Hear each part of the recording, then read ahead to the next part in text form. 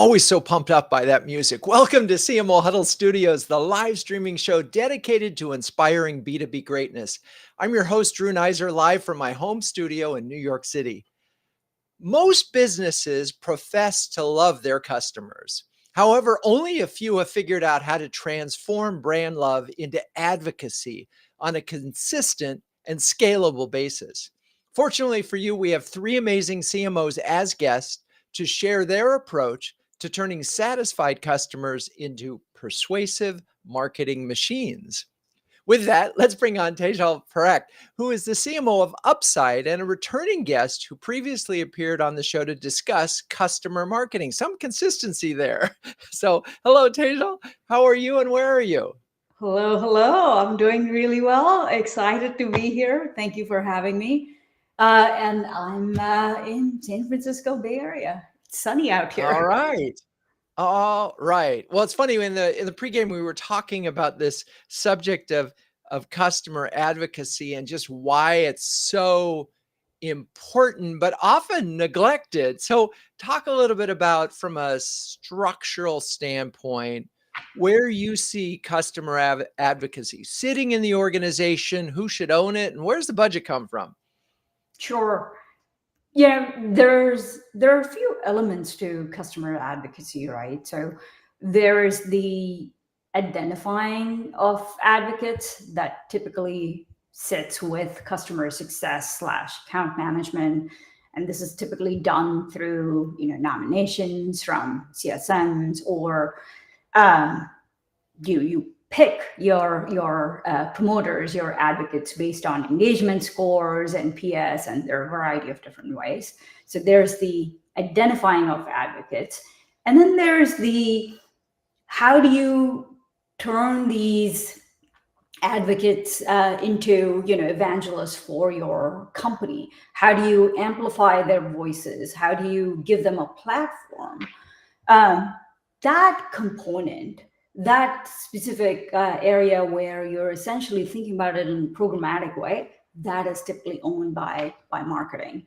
And I've seen this at last 4 companies now. My teams have run this, and what I find is still very critical with these programs is, even though marketing will own the programmatic aspects of it and how to essentially scale it, the goals are still often jointly owned, either with the CSM group or account management, depending on what your ultimate goals are from the advocacy program. So I think it's the simple answer is yes, programmatically marketing should own it, but the goals should be jointly owned across the board, depending on the right stakeholders.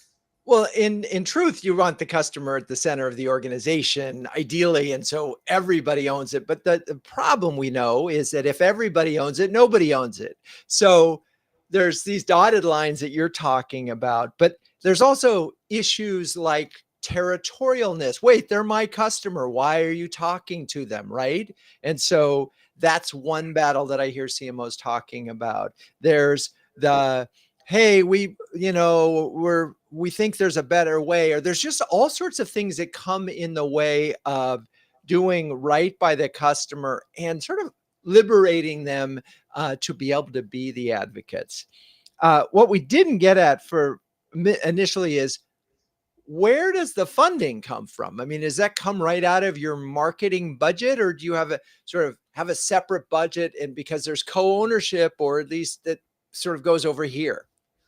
Yeah, I've used a variety of ways to ensure that this critical element of marketing gets funded.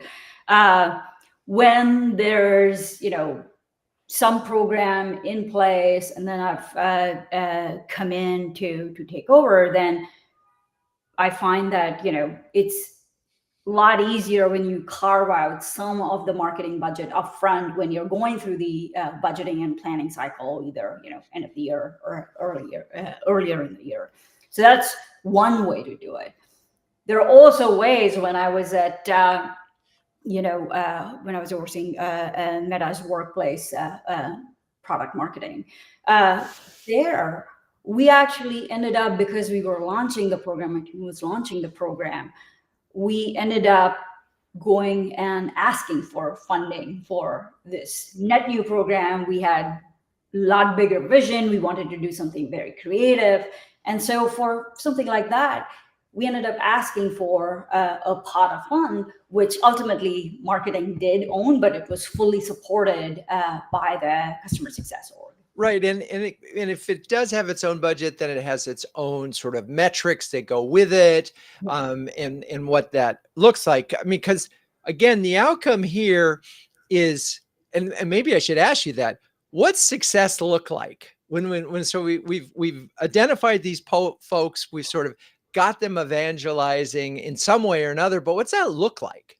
So I think it's nuance, right? The response to something like that would be nuance. Success will depend on what you're trying to accomplish with the advocacy, right? So for instance, I'll give you a couple of examples. When you're thinking about cultivating, C-level advocates, that would typically be done through a customer advisory board, like a CAB. And for something like that, the goal at the very early stages could be simply something as basic as, we want to make sure that we've enrolled X number of advocates and that they have engaged with us. And you get to define what engagement looks like.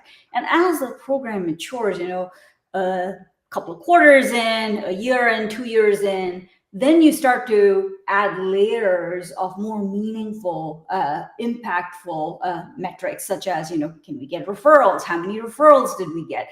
Did they speak on our behalf? Did they, talk to industry analysts on our behalf? So those metrics will start to get added as your program matures. And then there's the other piece of advocacy as well, which, oftentimes people don't talk about it as much, but if you think about scaled advocacy, user advocacy, that has, again, a variety of different forms, such as if you think about, advocacy through user review sites like G2 Crowd, Capterra. For something like that, again, going after it in a programmatic way matters.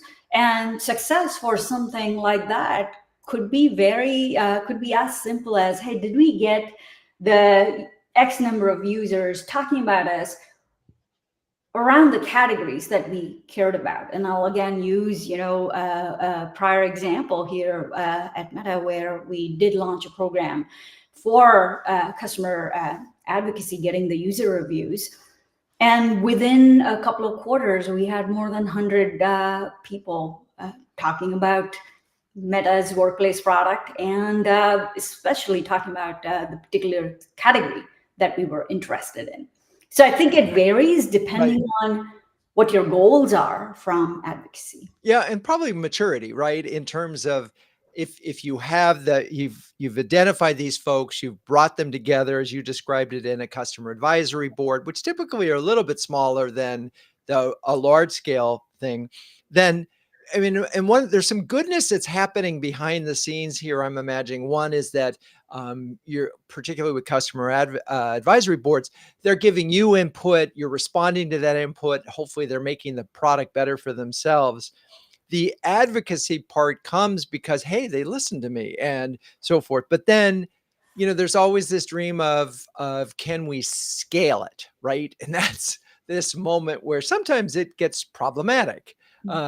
Is really the scale. And I know we're going to talk about that more in a moment. The user review thing is such an interesting play, because I know on some of those websites, you can actually go and solicit reviews, but it then says solicited review, right? So there's that question, can I trust this review? So how do you do it? Is there a way to do it organically so they actually do it and they're doing it because they want to, not because you either paid them or incentivized them or something? You can prompt them, so you don't need to incentivize them, right? But you can certainly prompt them to write the review. And there's, there are smarter ways to go about it. You can certainly look at it in terms of who are some of your most engaged users, who are the highest adopters. In product notifications, just do them as, reminders. Hey, do you love this product? If you do, it'd be fantastic to, get your review. So I think there are smart ways to do it, but again, it's about what capabilities you have as an organization, and what are you trying to achieve with that. You can gamify it as well. I've had several examples of doing that. Awesome. Okay. All right. Well, we'll come back to you, but right now we're going to bring on Rebecca Stone, Senior Vice President of Customer Solutions Marketing at Cisco, and an industry expert who's graced our stage before to delve into the topic of sales enablement and branding for large enterprises. Hello, Rebecca. Hi, Drew. It's great to see you. It is great to see you as well. So, how are you and where are you? I'm doing good, and I am also in the Bay Area. I am in Marin County, which is just above San Francisco. Awesome. Yes, I know. And every time I'm out in Silicon Valley, it's like I'm so close, but I'm not. Yes, it is a much bigger. Bay Area makes it sound like it's small, but it's actually a pretty large distance between all the cities. Yeah. So, all right. Well, let's start with, just your title, Customer Solutions Marketing. That feels like it's the tip of the beginning of a customer advocacy program, but talk a little bit about that role specifically, and then let's get into advocacy. Yeah, so I handle marketing for the Cisco networking portfolio of products, which is about 80%, 70% of the overall Cisco portfolio. That is my where I own the full remit from demand gen all the way through product marketing. And then I also own some of the messaging around cross architecture solutions with other parts of the Cisco portfolio. Customer advocacy for Cisco networking is definitely part of my remit, and then we work with the broader Cisco marketing team on advocacy overall for both our products as well as the Cisco portfolio in general. And so, you've got your fingers in this pie of advocacy, but talk a little bit about the programs or what you've done, or how are you approaching advocacy? And so I think there's a lot that's actually similar to what Tejal talked about previously. How we think about advocacy is, if you think about the one-to-many down to the one-to-one approach of customer advocacy, there's different layers of how you engage. I think a customer review site like TechRadius or any one of the other ones that she mentioned is definitely like the one-to-many, where you are trying to get as much advocacy as you can in I guess as impersonal a way as possible. It's more through emails and not necessarily through individual touch points. And then you work your way up through maybe an online site that you own that is a customer advocacy site where you're pulling in customer feedback and customer community sites. That's still a one-to-many, but it's slightly more personal than a third-party review site. Above that would be starting to get into the more personal things. So I think about cabs and individual one-to-one relationships where you're building customer advocacy. And so each of those things requires a different focus and a different relationship, both with the customer and with your sales and CX teams, in order to manage through that. You asked who manages, who owns the budget. I think sales and CX clearly own the relationship to start with, but oftentimes, like what happens in customer advocacy is those relationships start to distribute to other executives throughout the organization. As you get more exposure to them, it starts to distribute to the people within marketing who are running those advocacy programs. And so the deeper the relationship becomes, the more people become involved in that relationship. But you should always be sort of centering around that sales or CX, whoever owns the relationship, centering around that person and making sure that they're in the know of what else is going on everywhere in the organization. So one of the conflicts that I see a lot, and I'm interested in your point of view on this, is that you have someone whose title might be customer success, but they're incented to sell more. Yeah, They're not really there to make sure yeah, that the person uses the product yeah, and is yeah, successful.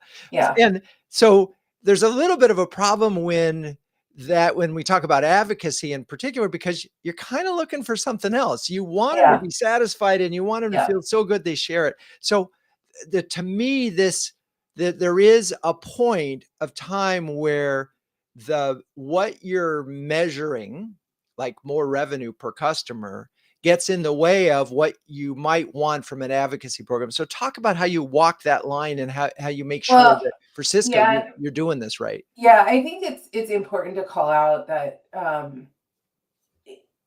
different organizations are organized differently. So in some relationships, sales owns all of that, right? Like any additional revenue that comes from a customer is sales, and customer support is truly there in a support capacity to make sure that it's more like that we're driving adoption or that we're driving, customer satisfaction. So I think a little bit of that, Drew, depends on the organization and how that organization is set up. At Cisco, it's a little bit of both, depending on what part of the portfolio that we're dealing with, because there are some that are driven that are more SaaS based, and so support needs to drive more of an adoption motion. And then there's some where they are selling service. It's more of a customer services type of organization, and so we have a little bit of both. I think our account managers at Cisco are truly the ones who are like own the entire relationship, and yes, they drive revenue, but they also own the relationship. And there's a lot of more specialist sales that are driving individual revenue, and so we do truly see the AMs as our partner, the AM as an account manager as our partner in that, but that's why I do think marketing is so important in customer advocacy, because as with a lot of other things, like whether it be product marketing and messaging or the customer relationship, like we have to take more of a neutral approach to the customer, and see the customer both as an opportunity to talk about our products. But honestly, a lot of times what I find with customer advocacy is what other customers find most valuable, or is that those customers who are advocating for us advocate for us in the concept of the ecosystem that they are working in. So they might have competitor products, they might have different products that they find more central to their priorities than our products. But as long as they weave in the examples of how our products fit into their ecosystem, that's what's valuable. And the other customers find that more valuable than them just talking about our products. So interesting, and it is this complex thing. I had a revelation the other day, and maybe was just incredibly stupid before, but someone framed, and I it's doubt that. no, no, quite possible. Really, if my wife were here, she says totally possible. But customer success is the customer successful? And I Yes. never really looked at Yeah. it like Yeah. customer success. Often Yeah. I hear it coming out as, oh, this customer is saying nice things about us. Right. Those are very different Yes. Yeah. things. And so if you within customers are really looking to see, are they using the product in a way that is, helping them become a hero in their organization? That's what customer Yes. success is, right? Yes. But Yes. it's anyway, it's a funny little thing, but I was like, whoa, that's a light bulb. So now advocacy, and the purpose of advocacy in theory is to enable the customer who's happy to release their joy out into the world, right? So they Yeah. can Yeah. do that. And so But I guess what I would challenge there is, yes, you want them to talk in a positive way. Absolutely. Like I'm not questioning that about your products. But it's also just as valuable for customers who have had challenges, like let's say with implementation, and have learned from that, in helping other customers learn to not make the same mistakes. So it's not like you just want to talk about all of the good things. You want them to talk about about their journey to using our products and what they've learned in that journey, whether it be good or bad.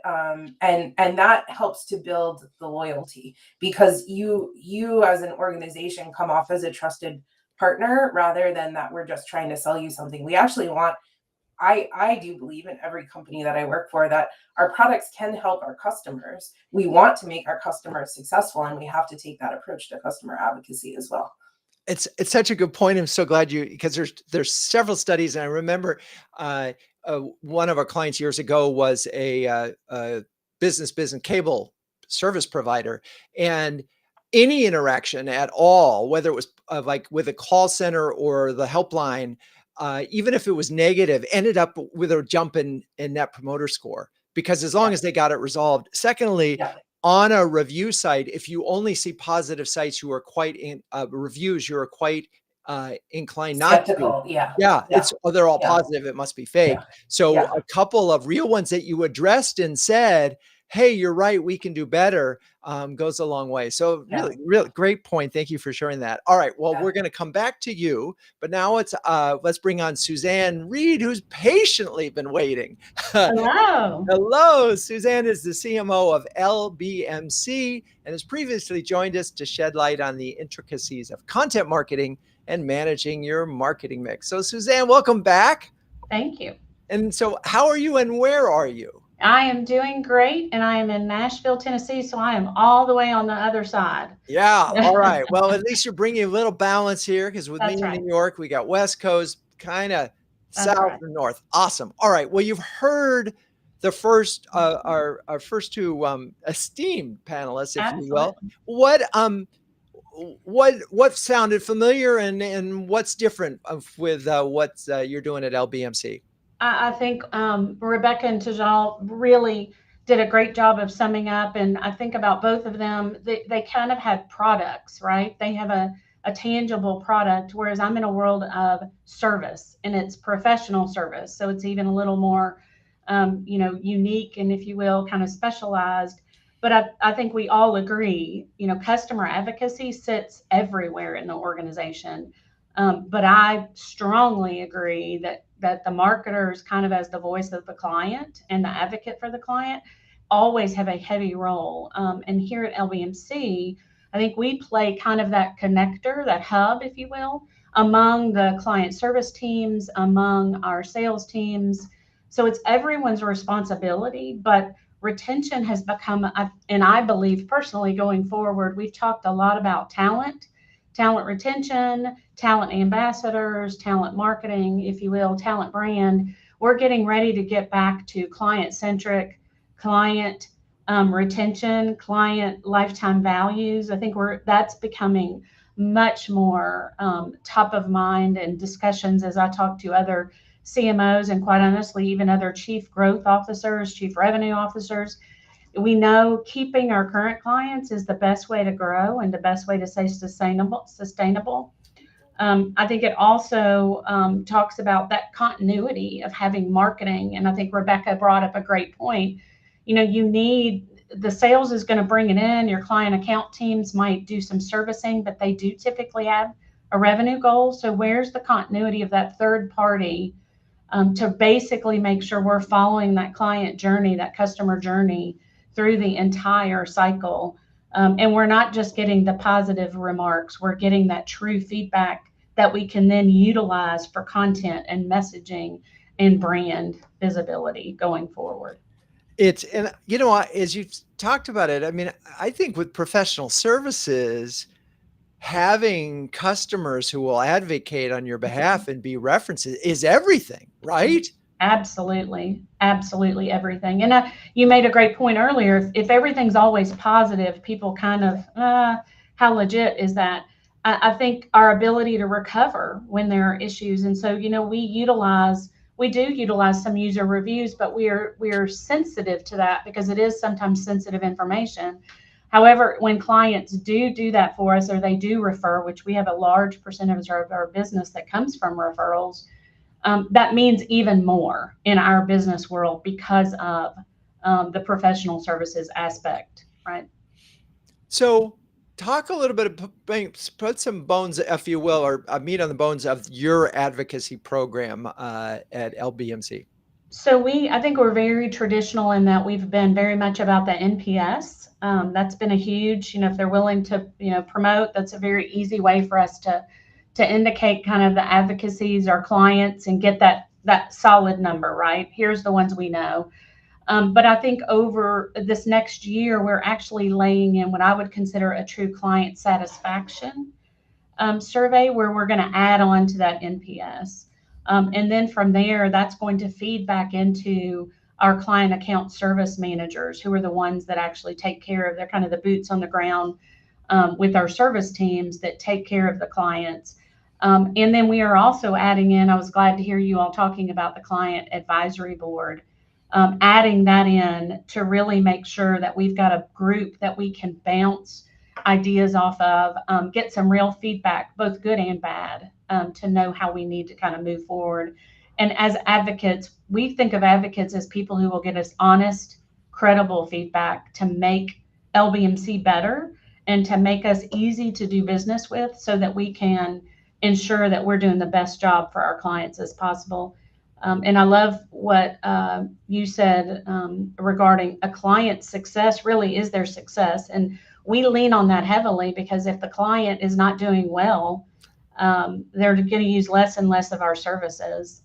And so that's a huge testament to us when they do well and they have success.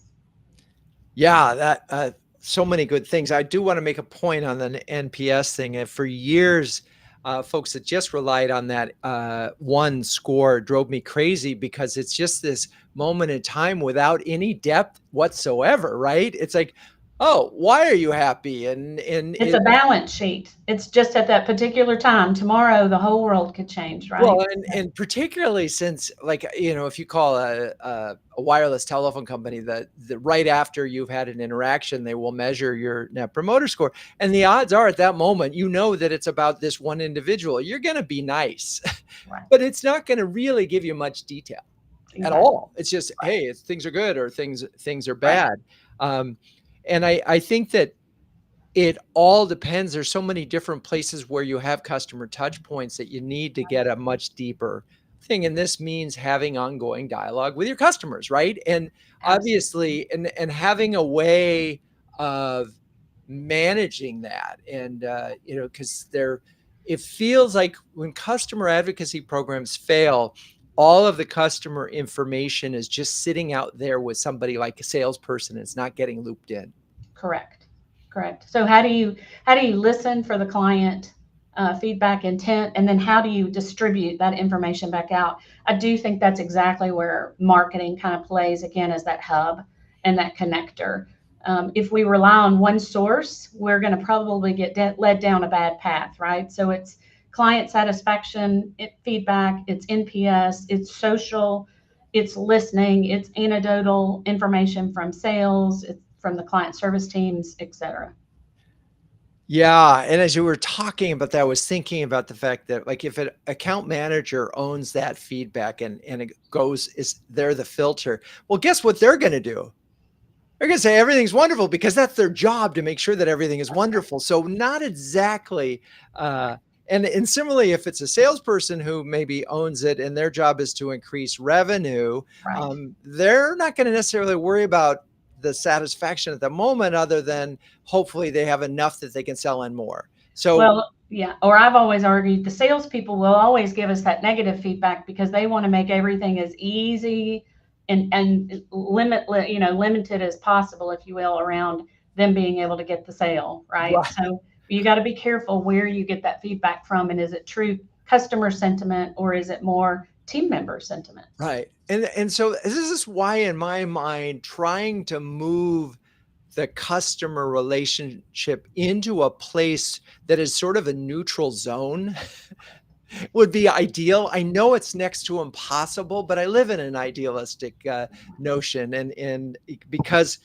if we are getting real feedback and getting suggestions for improvement, and sometimes there's just bad chemistry between an individual, and we can filter that and be aware of it, then as an organization, we can grow, right?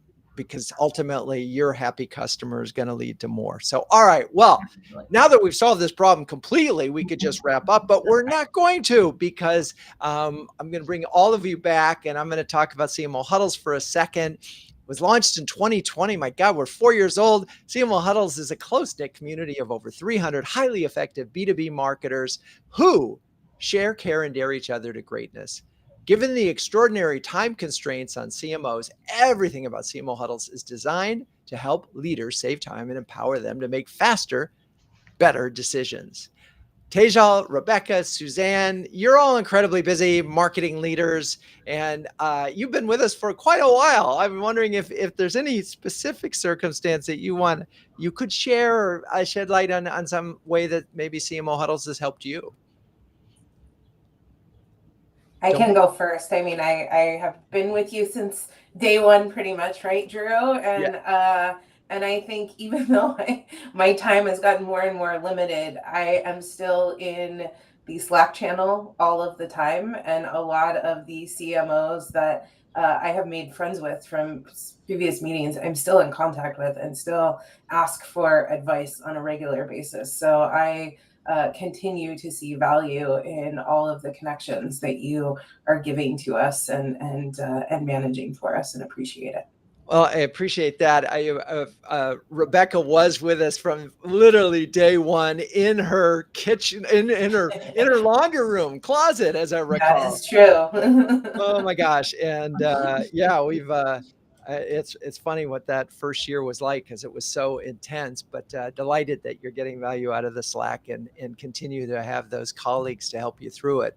Tejal? Yes, I can go next. I've been with CMO Huddles for a few years now, Drew, and I think similar to what Rebecca shared, the time has gotten more and more limited to engage with the community. But every single time that I decide to chime in on Slack or respond to someone or ask a question, this is a community of very knowledgeable, experienced set of executives that I just feel that this has been my tribe.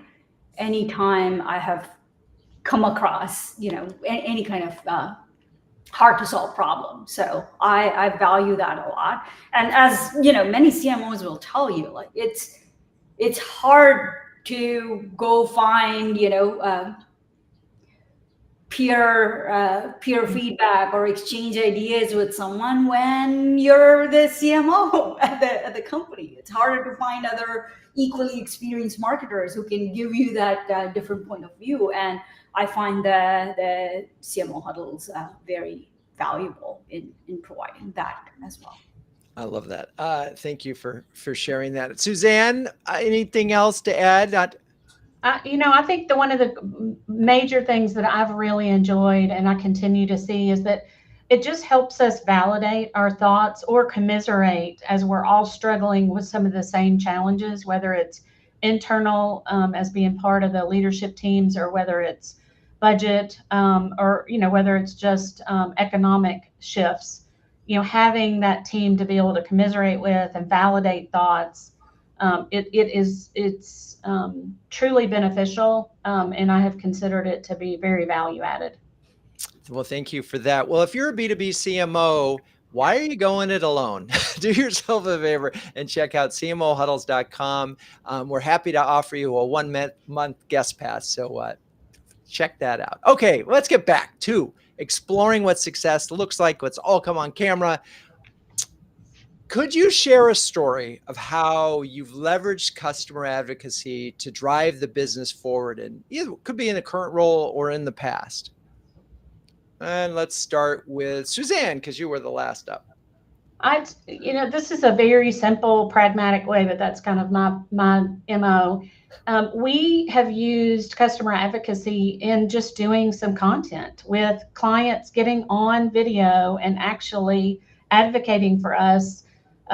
Several have been very high profile that have basically said, I have used them at every company I've started, or I have been with them for 25 years. And you can't get in the professional services world. There's not many better customer advocacy comments than you can get that someone has leveraged us at every business that they've started or used us. So, one of them was even our economic director at the state level. So again, just to me, a very pragmatic way to use a client. Love it. Statements. Yeah, for content and getting him on video is so interesting. Rebecca. So I've worked in a number of companies where we have large enterprise customers that we sell to. And as many CMOs probably know, it is very hard to get those largest of the large enterprises to be advocates for you. And one of the things that I found successful is we started to do a series of roadshows where we got people to attend. And through attendance of those roadshows, we built relationships with those people. Those relationships turned into, okay, maybe I'll talk for 30 minutes at one of those roadshows that's going to be in my area, to, okay, maybe I'll travel with you to another one of those roadshows, to being able to speak at some of our largest events and being willing to place more public stories. So a lot of times, just in the same way that sales has to work, it is about building the relationship, building the trust that you're going to use that relationship in a way that is valuable for the person as well as valuable for your own company, And so I think that from a large enterprise organization perspective is probably the best experience that I've had in the past that I'm really proud of, is getting those big companies, to Suzanne's point, who are really willing to go up and say, like, we use you and we couldn't do our jobs without you, Yeah, it's funny because as I'm listening to what I'm hearing is, this is very much like a sales journey in that you've got to build and you're delivering value initially in order to get the value later. So you know where you want to go, but it's a 4-step process, not a 1. You can't just say, hey, want to do a testimonial for us? You got to earn it. I think that's so interesting. And I hadn't really heard of the road show to the relationship to the, hey, you want to speak at the next road show? Hey, you want to speak at our conference? And so this is an interesting part, because this is really, this is in this world of speed to hero, right? How quickly can you make this person look like a hero within their industry or organization? And in this case, it's not fast. No. It takes. I have not found a solid customer advocacy program that is an overnight success. It takes time to develop and a lot of effort to develop. Yeah, well, if any of you are watching the Franklin program, what you realize is that he totally got that. It took him a long time to build the relationship with friends to become the advocate that they were. Adams, on the other hand, wanted to ask for the order the day he arrived. Didn't work out. He got kicked out of the country. So there. Now, Tejal, your thoughts on a successful, what's success look like? Yeah, so I think, Suzanne talked about content. Rebecca talked about roadshow and building relationships. We've done both of those at, some of the previous roles that I've had, and again, 100% vouch for that. It's one of the most effective ways to turn advocates into giving them the voice to talk about your company.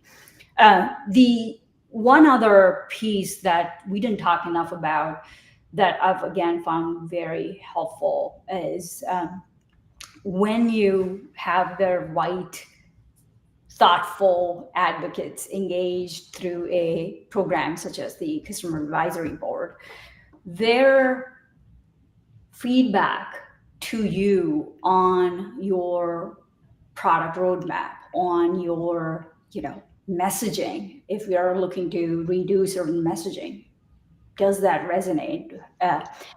All of that is incredibly valuable, that you're not going to easily be able to replicate that through any other forum.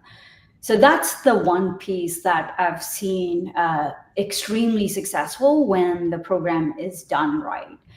And So that's one piece. The other piece that, again, I don't think we talk about it enough, which is, when you're thinking about, especially in B2B enterprise products, you often work with, analysts. AR is an important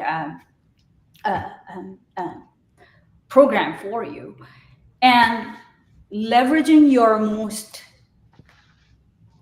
thoughtful advocates and placing them in front of those analysts, having them talk about your products, having them give the nuanced feedback about the product to the analysts, again, can work wonders for you. It has helped me in the past, win some favorable opinions with analysts. And you cannot, you cannot do that on your own without your most powerful advocates.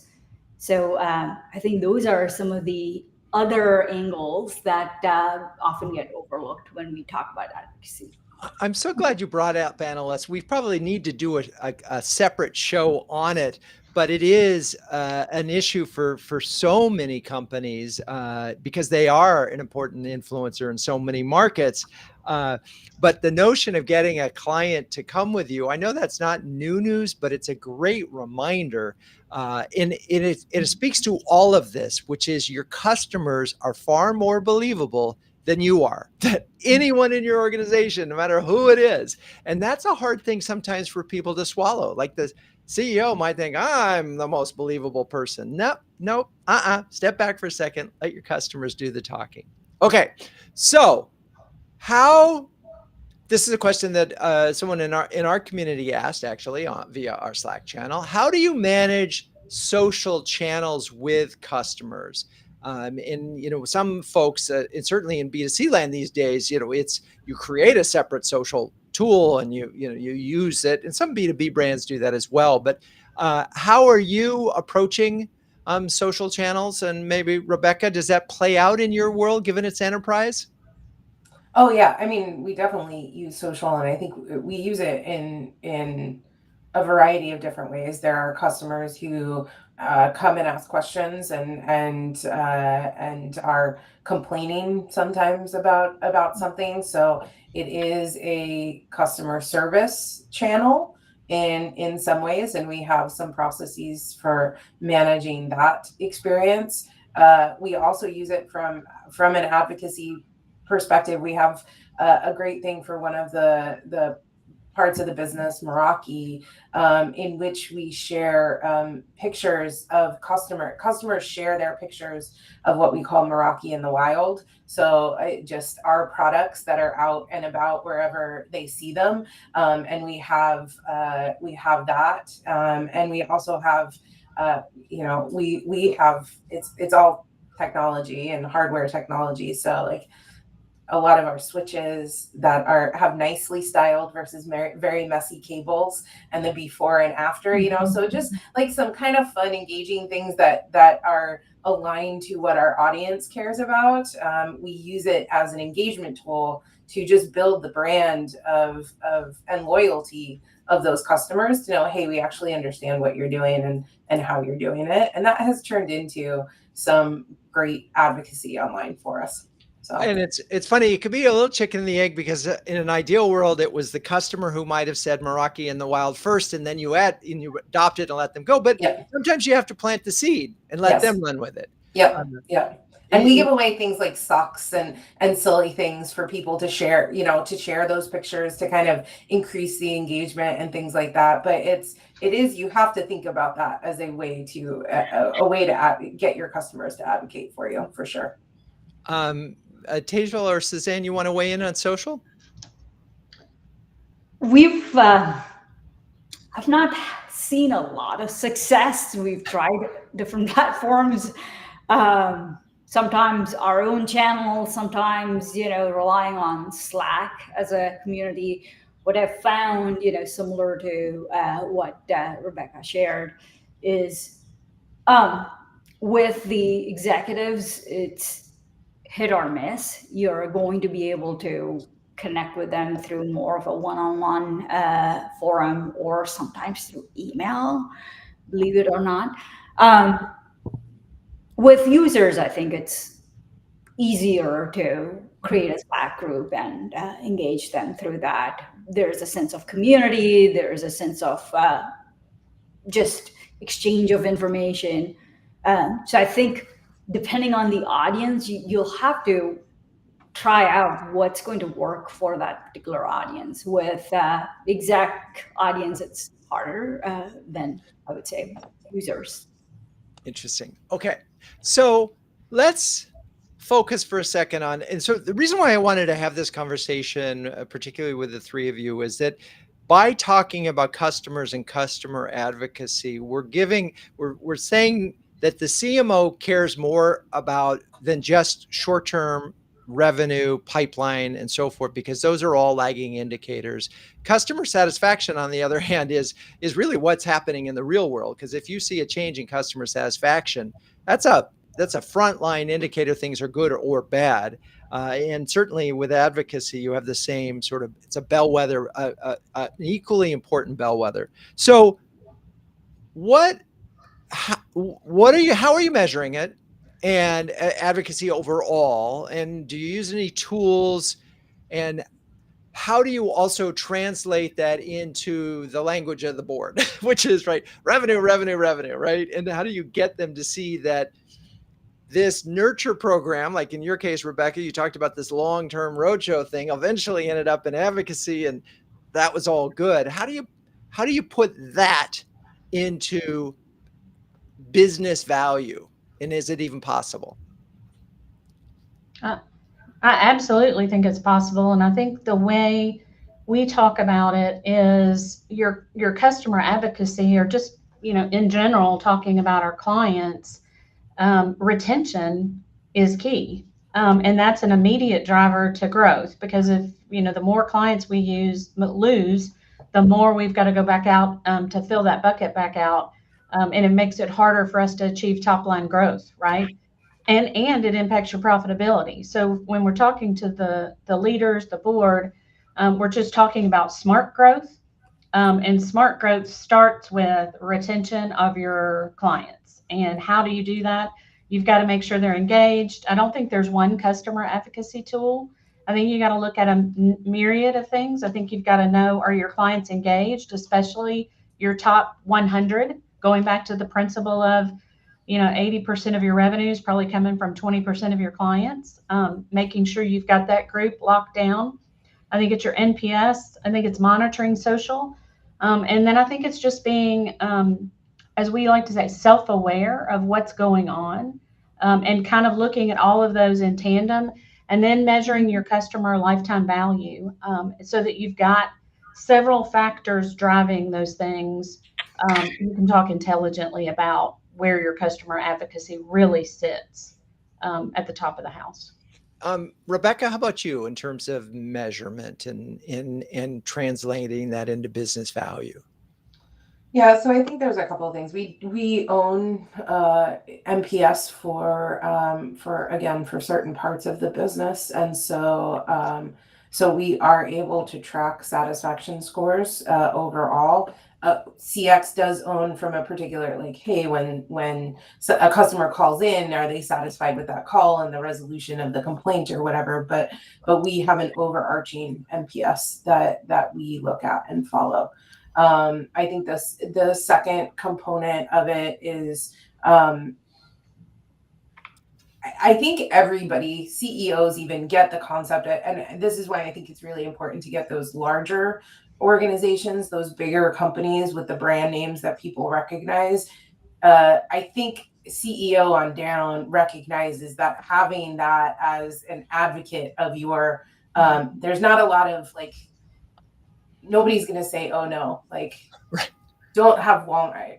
I'm not saying Walmart is a customer. It's a big customer. Like, right. Don't have Walmart on the webpage, like, that's not a good thing for us. I think everybody understands that, that large organizations with strong brand affinity are good for you to attach yourself to, right? And so there's not a lot of, like, having to explain that if you get that success. Now, because it takes so long and because it is a slower process, sometimes you have to, like, stave off the, well, why are we spending our time here and not on something else? But if you have the patience, eventually it pays off, and then people are like, oh, I get it. But it sometimes takes a little bit of, don't look over here, look over here for Well, a yeah. while. I mean, and this is the problem with a lot of marketing is it takes Yeah. time, right? Yeah. And this is the problem. And in a short-term world, it gets very difficult. And so that's why I think it's good to do things like, hey, if I'm tracking NPS on a quarterly basis, I can show you that like in real time every quarter, like how that is working. I can show you the feedback that we're getting from things like customer advisory boards in the immediate that people feel like. So you just have to balance the short-term value that you drive with some of those things that are longer term, and they may not, like a lot of people outside of marketing as an organization may not even see a lot of that background work that you're doing until it comes to fruition in a year or two. But that doesn't mean you shouldn't do it. It's just that you have to also you have to be balancing the short term with the long term. Yeah. It's interesting. I wonder if I have heard of businesses that can equate a quarter point change in NPS with actual revenue and business, or at least project it. Have any of you experienced that, where you could look at NPS and see that and correlate it kind of directly with revenue one way or another? I think we can from a retention perspective, because if we know how much it takes to acquire a customer, and we know how much less it takes to retain a customer, and NPS is tied directly to retention for us.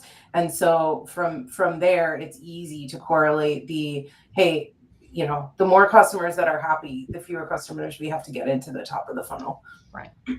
Right, because they're not falling off the back of the truck. So we can start it as a base, and they're not only keep them as a revenue stream, but possibly grow them. Okay, so far we've covered the fact that customer advocacy is a joint effort across the organization. We've talked about the ability that it can be measured. We've talked about the ability that it sometimes takes longer than people might want. So you have to bring some focus to it. Okay, so final words of wisdom for other CMOs when it comes to developing a strong customer advocacy program. And Suzanne, since you were last, you get to go first. I would just say, repeating what Rebecca said a few times, that it's a long play, but you need to have some short goals and a long goal. Long play, so have some patience and sell that in. This is going to take some time, but it also, I suspect, there's part of this is showing them what success looks like. And I love what Rebecca said earlier on. It's like nobody complained if it was, you could say Disney's a client, that's going to look good. Nobody's going to say, oh, that's terrible, don't do that. So, okay, now Rebecca, final words of wisdom. I would say customer advocacy is a must-have for marketing, and make sure that you are investing the people and the time in order to build a strong customer advocacy program. Doing that requires a series of many to many and all the way down to a one-to-one relationship. Think about how you're building each of those from a skill set perspective. I love it. Okay, Tejal.